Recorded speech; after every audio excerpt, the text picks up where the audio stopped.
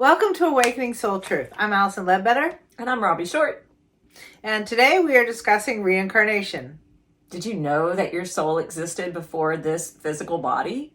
We actually design our lifetimes according to a free will expression of self or expression of a concept by the divine. We are spiritual beings having a human experience, not human beings that have an occasional spiritual experience. We are evolving through this concept of reincarnation. And this belief is actually believed by most human beings for a long time before Christianity kind of went and did a usurp of ownership of the afterlife. It's more of a political move that was made by Constantine in the 300 AD. There was a second time that reincarnation was politically motivated to change, and that was in 553 by the Second Council of Constantinople. And the Roman Church basically destroyed all of the records of reincarnation and the belief of reincarnation. I did not know that. Yeah. But I'm not surprised. They actually destroyed the records so that the church became the judgment of your behavior to keep people in line and controlled. Well, I mean, I'm not going to project why they did it, but it was done, and reincarnation kind of became very on the outskirts.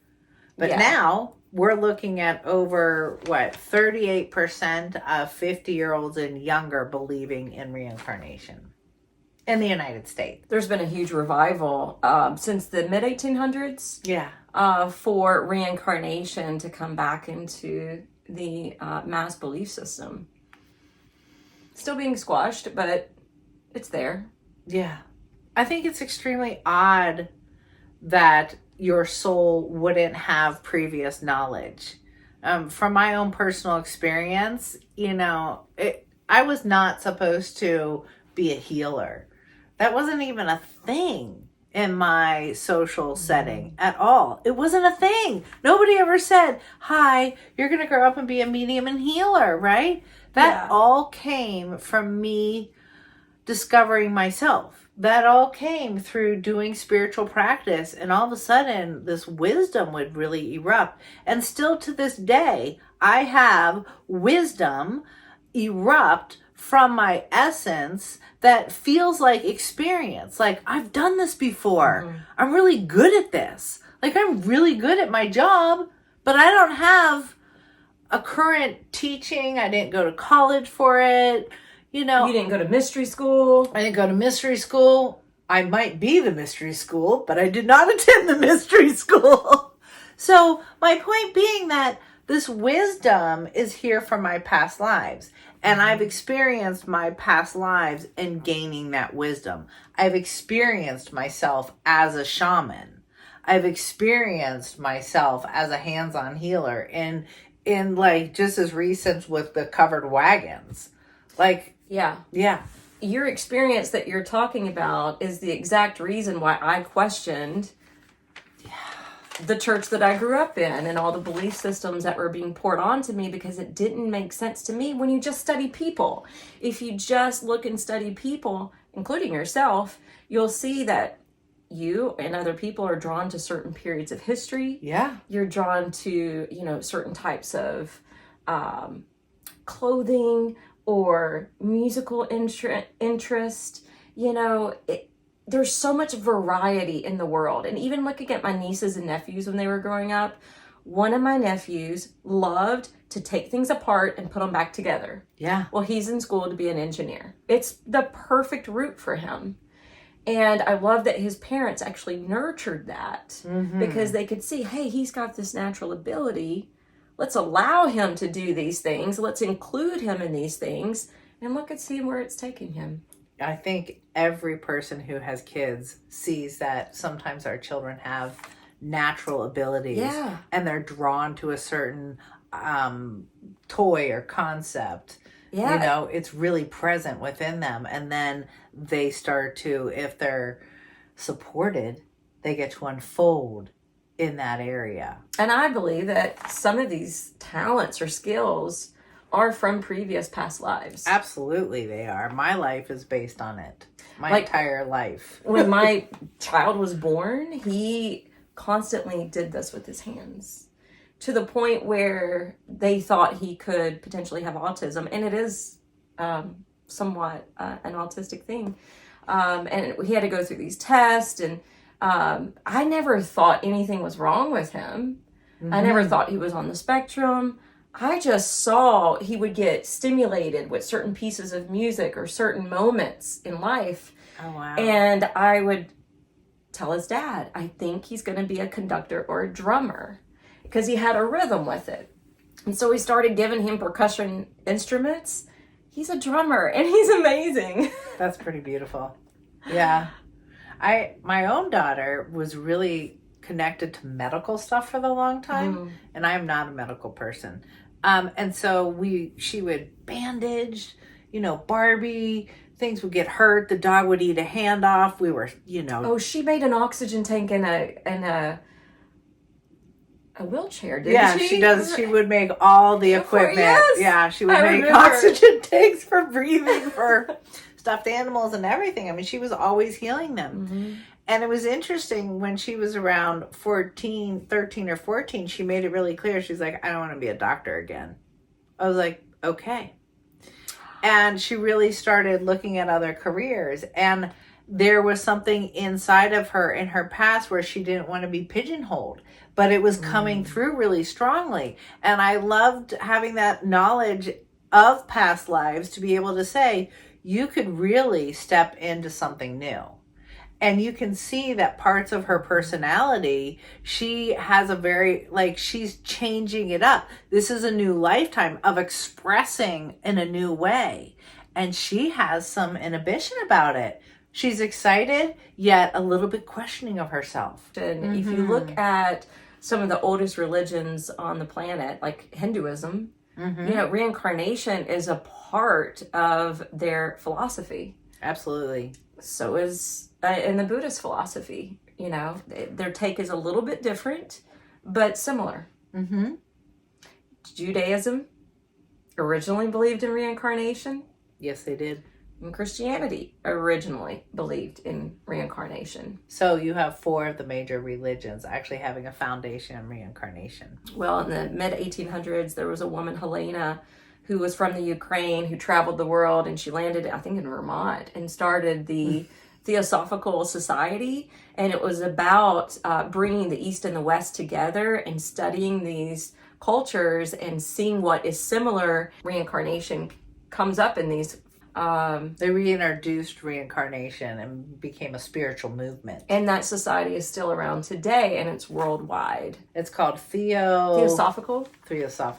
And there was actually something called the spiritualistic movement. And I think she was a founder of that. She was one of the founders of it. And it is based on awakening and awakening your soul. And it's actually, they called that the Great Awakening. And I think some people think of this time period as the Great Awakening, but the early 1900s actually grabbed that.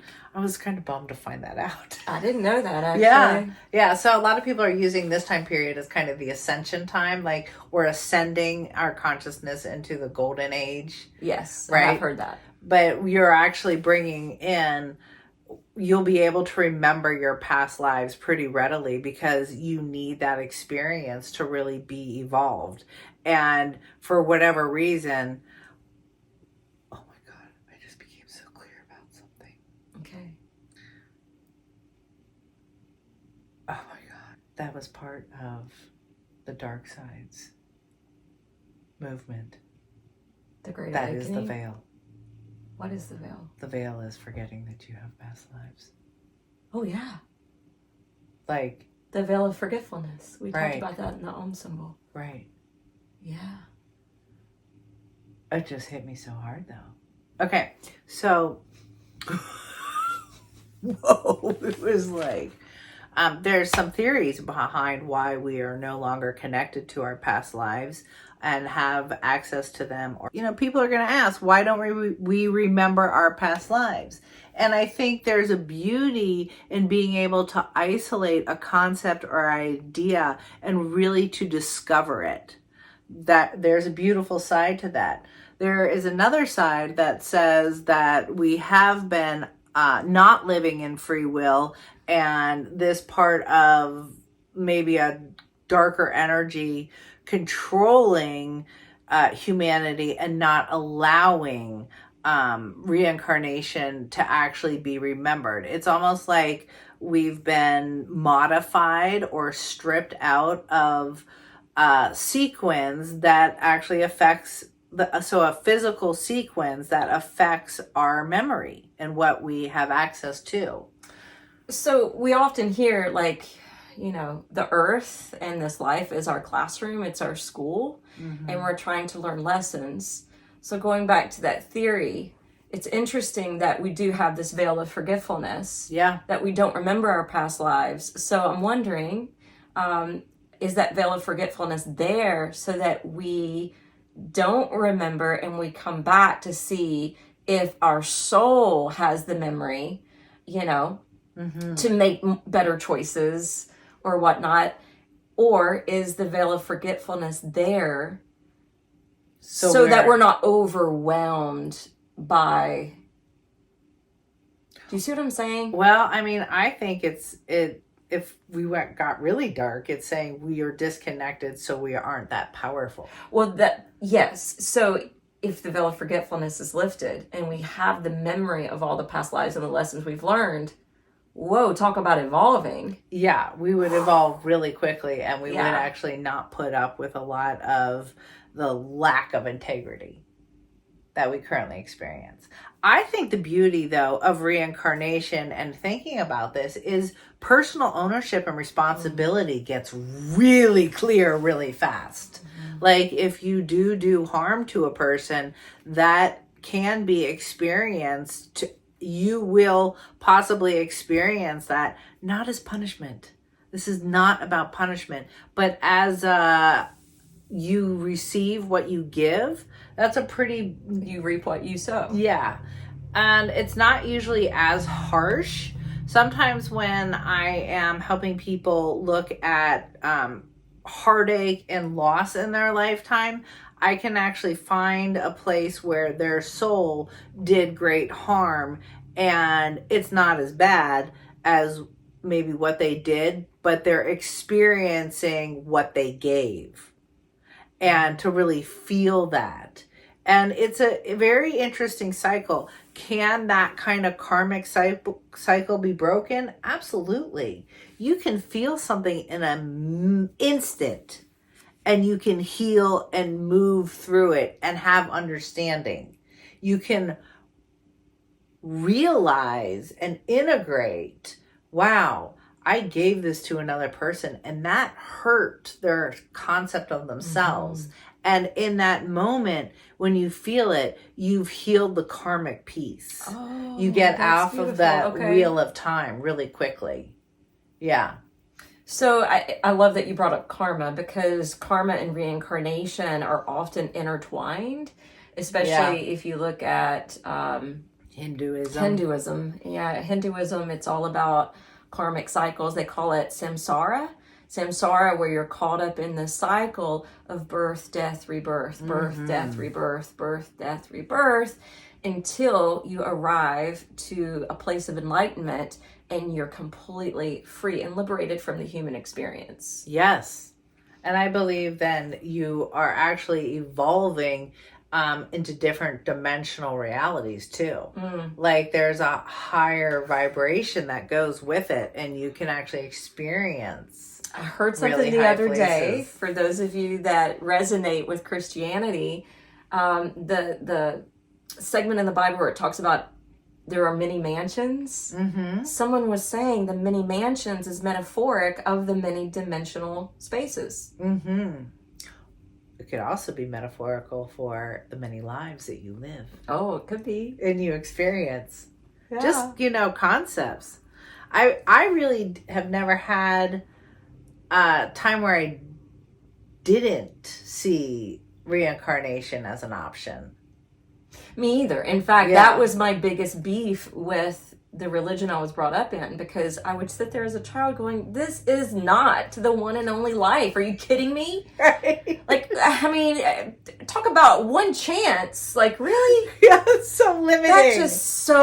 That's it. It's very limiting. It's a lot of pressure too. So much pressure. It's like, especially if you're starting to add in all this judgment from God, if God becomes really angry and judgmental of you and casts you to hell, what for eternity? Bummer. I mean, I do think there is a system that exists in terms of evolving and expanding, and you have free will in your soul. You can commune with light. You can commune with dark. You've got options. You can spend some time being really dark, and then you can have another lifetime that's loving. You can be a man, a woman, like... You can be a different race. You could be in a different nationality. Absolutely. My daughter, we have another daughter. We have a joke, my husband and I. I'm like, should we tell her she's white? Because she's not. She used to draw herself with brown skin as a child. Always. Yeah. And still does today. Like, she... has just how she perceives herself in her soul. But when she looks in the mirror, she's a lot paler than I am. Mm-hmm. And she has always had her artwork reflecting brown-skinned people. This reminds me of my boyfriend because he's a blues guitarist. Yeah. And he has got... soul. He has so much soul, and everyone tells him this, and everyone he has the best tone, and blah blah blah. And one day he actually exposed to me. He said, I used to have this recurring dream that I was on stage playing, and I was looking down, and he was like, I was a black man playing guitar, and I'm like, I think that was a past life. Absolutely. And that's how past lives can actually be remembered. Mm-hmm. When you're integrating them, when there's a part that your soul needs as wisdom in this current lifetime, you will have a quick flash. And it's like that instant knowing. This is another way that intuition works in your life. It's actually your soul recalling something and giving you that burst and flash of information of like, boom, you got this, right? That's how that works. And so there are people who do remember past lives. Yes. There are such things as past life. Is it regression?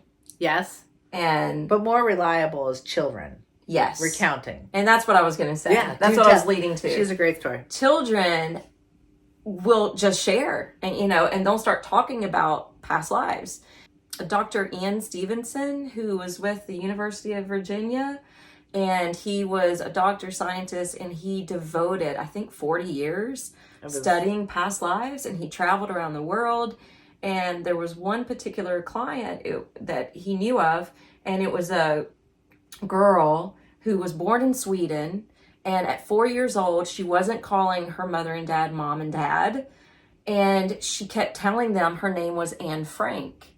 They didn't know who Anne Frank was. This was prior to the book or the Anne Frank diary being published. So they didn't know about this person, and their daughter would share all these stories about a life that wasn't the one she was living. And they landed in Amsterdam, because you know how easy it is to travel around Europe. They went to Amsterdam, and they discovered the Anne Frank house was there. They wanted to go see it. And she was a little bit older at this point. They were going to, looking for public transportation to get there. And the little girl spoke up and said she'd never been to Amsterdam before, but she told her parents, we could walk there from here. Mm. And she actually led the parents to the house where Anne Frank and her family had hidden in the attic. And the interesting thing about the story is, well, there's a lot of interesting things about the story. Itself, yeah. They say that this girl, her name was Barbara. Barbara looked like Anne. She had a lot of similar features. She loved to write, and she ended up writing and publishing a book by the time she was 12. And she had reoccurring nightmares and night terrors about a man running up the steps, breaking her door down, which is what happened with Anne Frank. And that's just one. There's so many different accounts of that if you just start researching or talking to people. I think a lot of people have wondered, is past lives researchable? That's a word? Yes. We're making it a word. It is today. It is, because the body of evidence of children recalling past lives and then being able to verify facts and information is really a thing. The University of Virginia is been leading the way in studying this.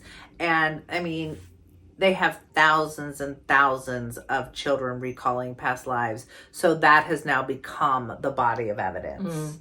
And anesthesiologists, I can never say those words. It's a mouthful. Anesthesiologist. Yes, they have started collecting a body of information because they have patients recalling them upon exiting surgeries or whatever. Right. And a lot of them adults, not only children, but also adults. But the main body of evidence, again, is coming from children. I guess we really suppress things as adults. And then who else? Well, we actually know a local here who went to speak for a group of physicians in Chicago, and the physicians were from all over, specifically to talk and to teach these doctors about karma and reincarnation because of these studies that are being done in the hospital settings. Yes. They're actually opening their minds up and saying, okay, there's something to this. So we know that reincarnation is happening, and how it can have an amazing impact on your life in a positive or a negative way. Some of the healing work that I do with people is to help them integrate a past life that's caused great pain. And then in this lifetime, they're experiencing pain that they don't have a source for. Like sometimes a person will present as having trauma to their life, a sexual abuse trauma, but they've never been sexually abused. And they're like, they don't have any memory of it. And I think psychologists have sometimes not thought about it's in a past life. They're like, we can't find the memory. We can't get the details. We're not sure if we really believe this person as happening.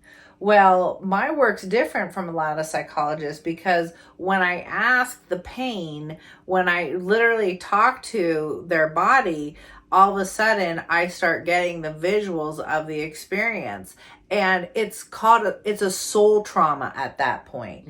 And when you start putting love on it and releasing from the pain, just the way you might do in this lifetime, it's actually doing healing in a past life.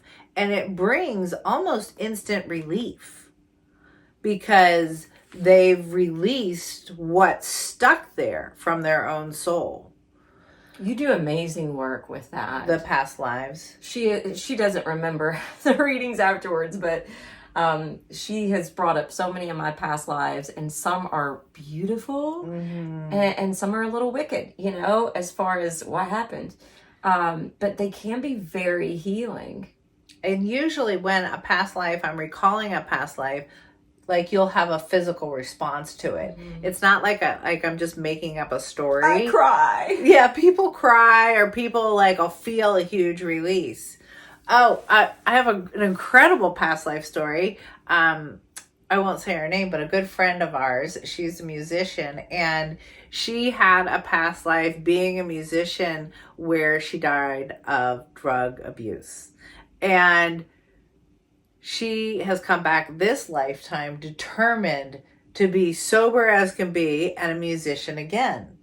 And the fascinating thing is she literally hates the voice of the past life that she was a drug abuser. So she's had to do healing work around accepting that was who she was. And as she's gone through her past voice. I know. And I love her present voice too. It's a beautiful voice. And as she steps into her power, that hasn't become so much of a thing. It's not weighing on her mind, but it most certainly did motivate her to be a successful musician. And she is so clear about being a musician, and she has unbelievable talent. And that's free will saying, I'm going to try this again. I want to do this again. And I am hoping I don't become a drug addict in the process. She mentioned already, some of these things can be hard. Yeah. And I think if you relate to being a light worker through this time of ascension, that it's difficult for us to, be seen and to be heard and to put ourselves out there because of past lives and because of how we've been harmed in the past. Yeah. For exhibiting and trying to spread light. Yeah, and divine truth. This is a really good point because we both have worked with a lot of healers, and it's very true. There is a lot of trauma of being persecuted for spiritual beliefs or truths. So we mentioned in Buddhism, they believe in reincarnation, and they look at it slightly differently than Hinduism. Hinduism believe you're the one soul and you're coming in and having this experience as an avatar through the samsara. And then once you depart, there is no death. Life is a continuum. So you're going to come back and you're going to be reborn in that same soul to evolve. Then the Buddhist construct, they believe that, you've probably heard the comment, you're not just a drop from the ocean, you are the ocean. Mm-hmm. So this idea means that you come in and you are who you are and you have your life experiences, and then you go back to source and you go back into the ocean of source. Yes. And so they believe that you could actually come out in your next life as a different piece of that, or a different fractal of that, or a different soul piece from that. Yes.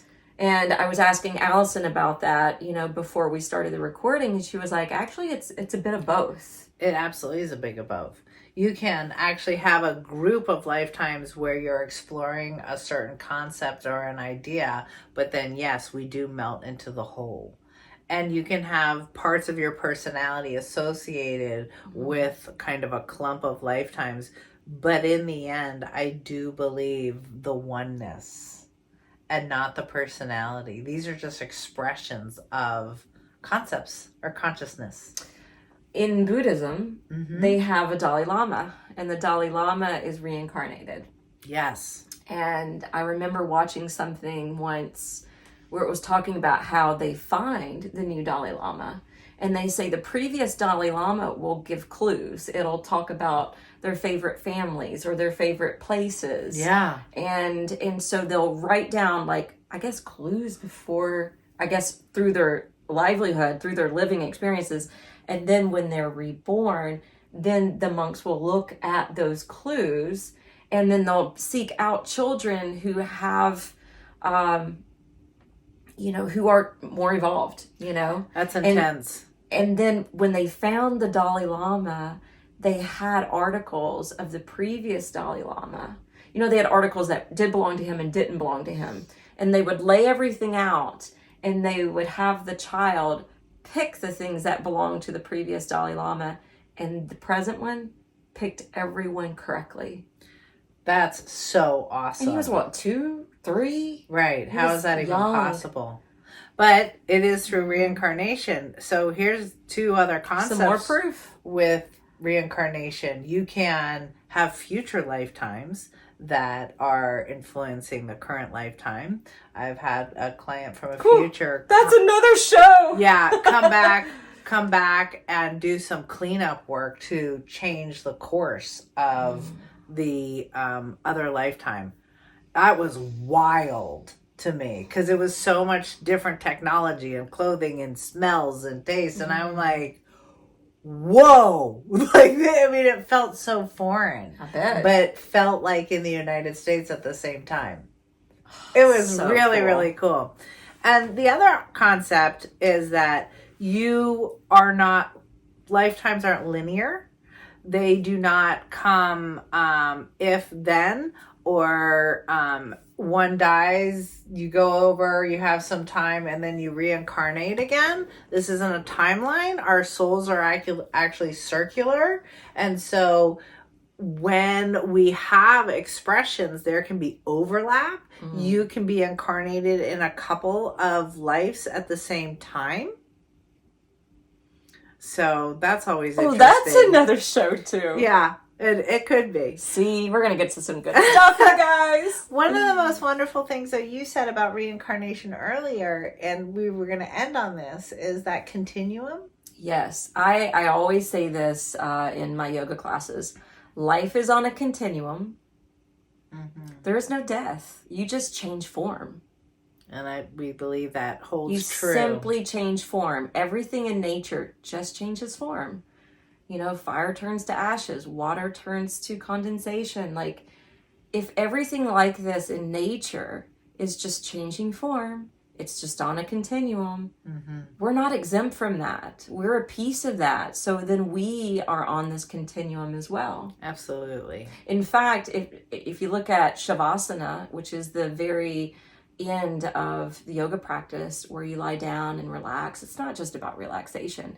It really was brought about as a meditation on death, not in the morbid sense, but to go inside and to be as still as a corpse. That's the name of the pose, corpse pose, so that you recognize and realize that inner witness, that inner observer, and you know that it's not limited to this mind or body, that it's on that continuum.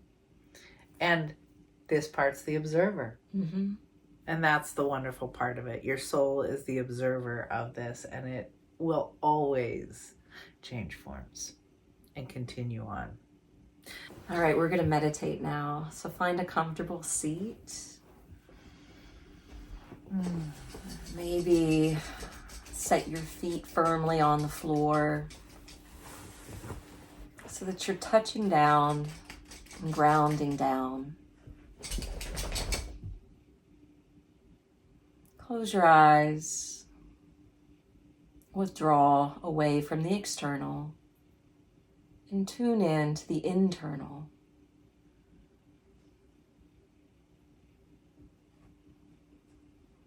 Acknowledge the in-breath and the out-breath. Rise and fall of energy within.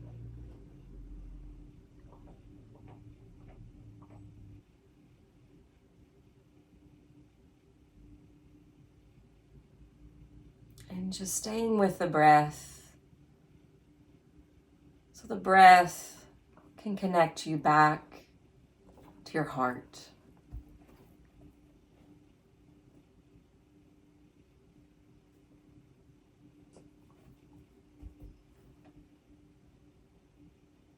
And then affirming mentally and quietly within.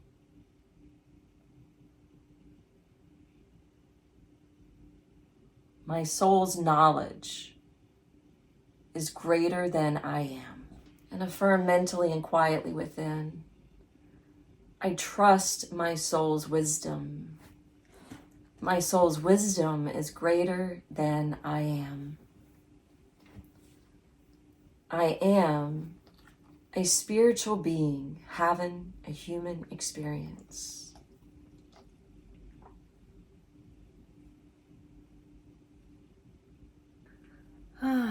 Just allowing that breath to really guide you into the heart space. My soul's wisdom is greater than I am. I trust my soul to guide me with ease. I trust my soul's wisdom to guide me with ease.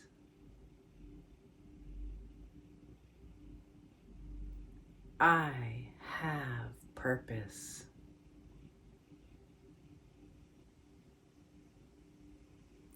I am unfolding the mystery of who I am.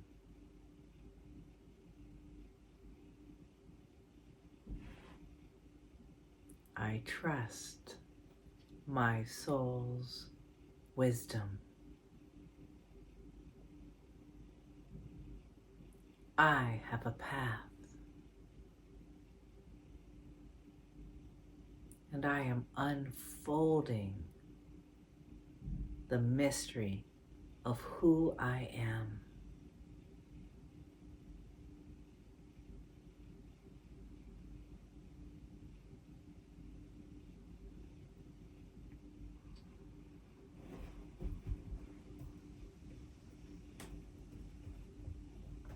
Just know that you are loved and supported as you unfold. There is great joy with the alignment in our soul.